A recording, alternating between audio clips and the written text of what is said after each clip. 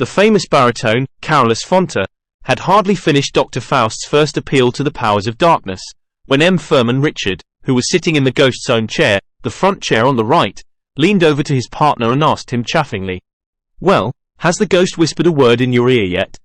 "Wait, don't be in such a hurry," replied M. Armand Moncharmin, in the same gay tone. "The performance has only begun, and you know that the ghost does not usually come until the middle of the first act."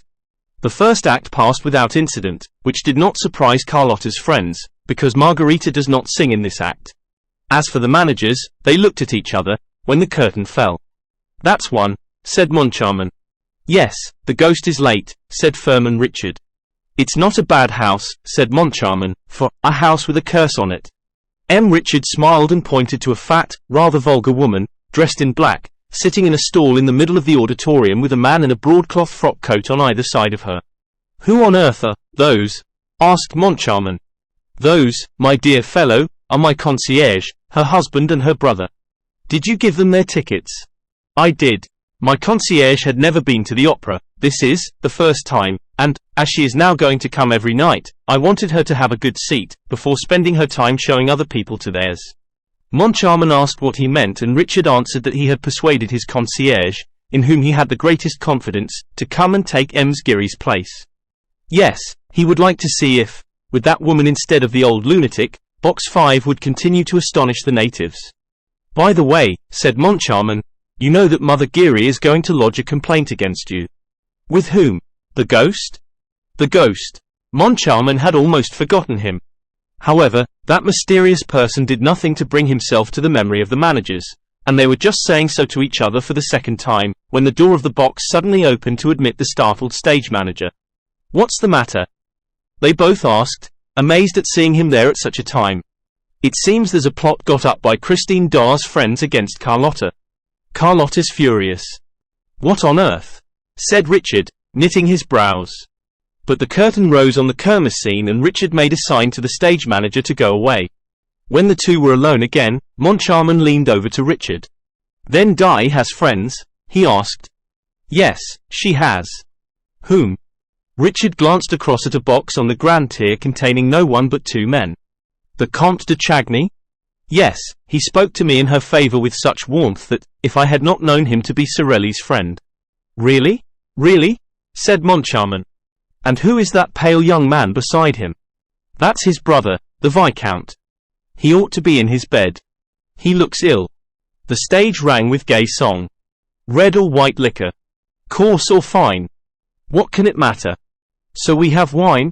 Students, citizens, soldiers, girls and matrons whirled light-heartedly before the inn with the figure of Bacchus for a sign. Sibyl made her entrance. Christine Daaé looked charming in her boy's clothes, and Carlotta's partisans expected to hear her greeted with an ovation which would have enlightened them as to the intentions of her friends. But nothing happened. On the other hand, when Margarita crossed the stage and sang the only two lines allotted her in this second act, "No, my lord, not a lady am I, nor yet a beauty, and do not need an arm to help me on my way," Carlotta was received with enthusiastic applause. It was so unexpected and so uncalled for that those who knew nothing about the rumors looked at one another and asked what was happening. And this act also was finished without incident. Then everybody said, "Of course, it will be during the next act." Some, who seemed to be better informed than the rest, declared that the row would begin with the Ballad of the King of Thule and rushed to the subscriber's entrance to warn Carlotta. The managers left the box during the entr'acte to find out more about the cabal of which the stage manager had spoken, but they soon returned to their seats, shrugging their shoulders and treating the whole affair as silly. The first thing they saw, on entering the box, was a box of English sweets on the little shelf of the ledge. Who had put it there? They asked the box keepers, but none of them knew. Then they went back to the shelf and, next to the box of sweets, found an opera glass. They looked at each other. They had no inclination to laugh. All that Ms. Geary had told them returned to their memory, and then, they seemed to feel a curious sort of draught around them. They sat down in silence. The scene represented Margarita's garden. "Gentle flowers in the dew. Be message from me." As she sang these first two lines, with her bunch of roses and lilacs in her hand, Christine, raising her head, saw the Vicomte de Chagny in his box, and, from that moment, her voice seemed less sure, less crystal clear than usual. Something seemed to deaden and dull her singing. "What a queer girl she is," said one of Carlotta's friends in the stalls, almost aloud. "The other day she was divine, and tonight she's simply bleating. She has no experience, no training. Gentle flowers, lie ye there, and tell her from me." The Viscount put his head under his hands and wept. The Count, behind him, viciously gnawed his moustache, shrugged his shoulders and frowned. For him, usually so cold and correct, to betray his inner feelings like that, by outward signs, the Count must be very angry. He was. He had seen his brother return from a rapid and mysterious journey in an alarming state of health. The explanation that followed was unsatisfactory, and the Count asked Christine Daaé for an appointment. She had the audacity to reply that she could not see either him or his brother. Would she but deign to hear me, and with one smile to cheer me. "The little baggage," growled the Count. And he wondered what she wanted, what she was hoping for. She was a virtuous girl, she was said to have no friend, no protector of any sort. That angel from the north must be very artful. Raoul, behind the curtain of his hands that veiled his boyish tears, thought only of the letter which he received on his return to Paris, where Christine, fleeing from Perros like a thief in the night, had arrived before him.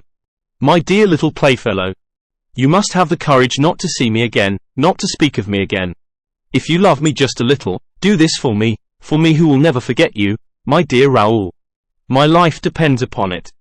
Your life depends upon it. Your little Christine." Thunders of applause. Carlotta made her entrance. I wish I could but know who was he that addressed me. If he was noble, or, at least, what his name is. When Margarita had finished singing the ballad of the King of Thule, she was loudly cheered, and again when she came to the end of the jewel song. Ah, the joy of past compare. These jewels bright to wear. Thenceforth, certain of herself, certain of her friends in the house, certain of her voice and her success, fearing nothing, Carlotta flung herself into her part without restraint of modesty. She was no longer Margarita, she was Carmen. She was applauded all the more, and her debut with Faust seemed about to bring her a new success, when suddenly, a terrible thing happened. Faust had knelt on one knee. "Let me gaze on the form below me, while from yonder ether blue, look how the star of eve, bright and tender, lingers o'er me, to love thy beauty too." And Margarita replied, "Oh, how strange! Like a spell does the evening bind me, and a deep languid charm I feel without alarm, with its melody enwind me, and all my heart subdue." At that moment, at that identical moment, the terrible thing happened. Carlotta croaked like a toad. County Ack. There was consternation on Carlotta's face and consternation on the faces of all the audience. The two managers in their box could not suppress an exclamation of horror. Everyone felt that the thing was not natural, that there was witchcraft behind it. That toad smelt of brimstone. Poor, wretched, despairing, crushed Carlotta. The uproar in the house was indescribable. If the thing had happened to anyone but Carlotta, she would have been hooted. But everybody knew how perfect an instrument her voice was, and there was no display of anger, but only of horror and dismay, the sort of dismay which men would have felt if they had witnessed the catastrophe that broke the arms of the Venus de Milo. And even then they would have seen, and understood. But here that toad was incomprehensible. So much so that, after some seconds spent in asking herself if she had really heard that note, that sound, that infernal noise issue from her throat, she tried to persuade herself that it was not so, that she was the victim of an illusion of the ear, and not of an act of treachery on the part of her voice. Meanwhile, in box 5, Moncharmin and Richard had turned very pale. This extraordinary and inexplicable incident filled them with a dread which was the more mysterious inasmuch as for some little while, they had fallen within the direct influence of the ghost. They had felt his breath. Moncharmin's hair stood on end. Richard wiped the perspiration from his forehead. Yes, the ghost was there, around them, behind them, beside them. They felt his presence without seeing him. They heard his breath, close, close, close to them. ... They were sure that there were 3 people in the box. They trembled. They thought of running away. They dared not. They dared not make a movement or exchange a word that would have told the ghost that they knew that he was there. ... What was going to happen? This happened. County Ack. The joint exclamation of horror was heard all over the house. They felt that they were smarting under the ghost's attacks. Leaning over the ledge of their box, they stared at Carlotta as though they did not recognize her.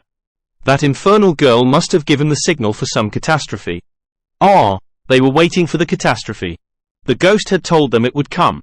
The house had a curse upon it. The two managers gasped and panted under the weight of the catastrophe.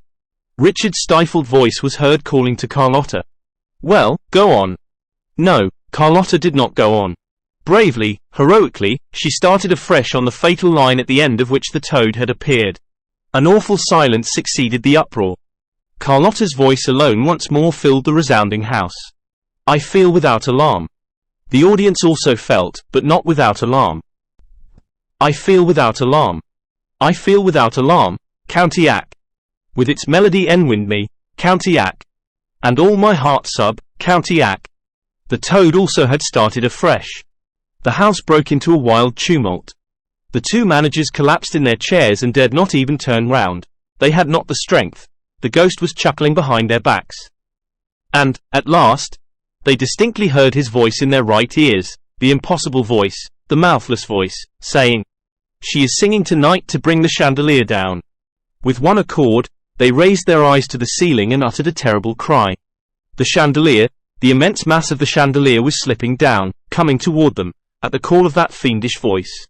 Released from its hook, it plunged from the ceiling and came smashing into the middle of the stalls, amid 1,000 shouts of terror. A wild rush for the doors followed. The papers of the day state that there were numbers wounded and 1 killed. The chandelier had crashed down upon the head of the wretched woman who had come to the opera for the first time in her life, the one whom Richard had appointed to succeed Ms. Geary, the ghost's boxkeeper, in her functions. She died on the spot, and, the next morning, a newspaper appeared with this heading: 200 kilos on the head of a concierge. That was her sole epitaph.